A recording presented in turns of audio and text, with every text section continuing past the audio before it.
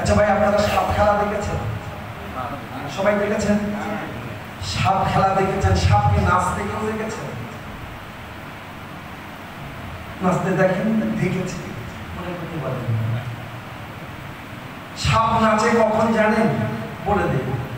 সাপগুলো সব একের পর এক দেখানোর পরে শেষে সব সাপগুলো ছেড়ে দিয়ে সাপুরি একটা লম্বা বাঁশি বার করে।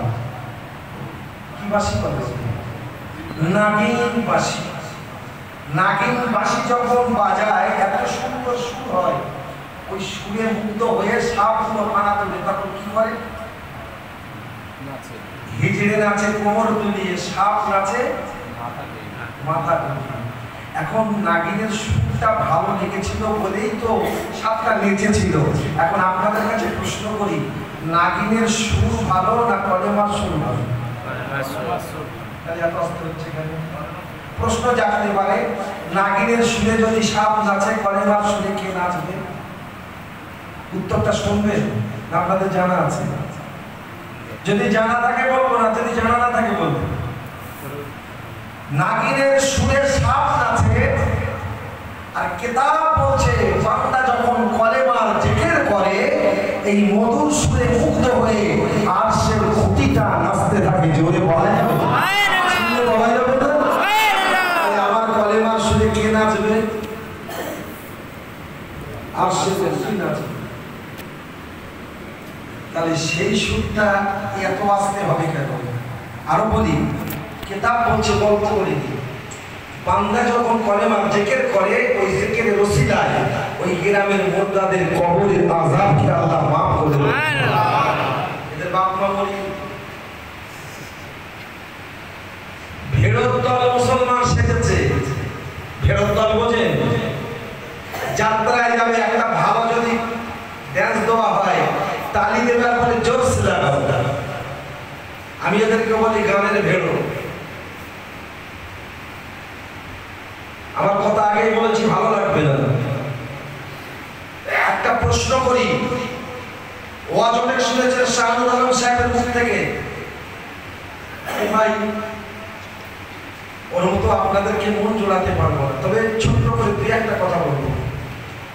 আপনারা আসমানকে দেখেছেন মাথার উপরে, এই যে ঘরটার তলায় বসে আছেন, এই ঈদগাহ তো নাকি? ঈদগাহ।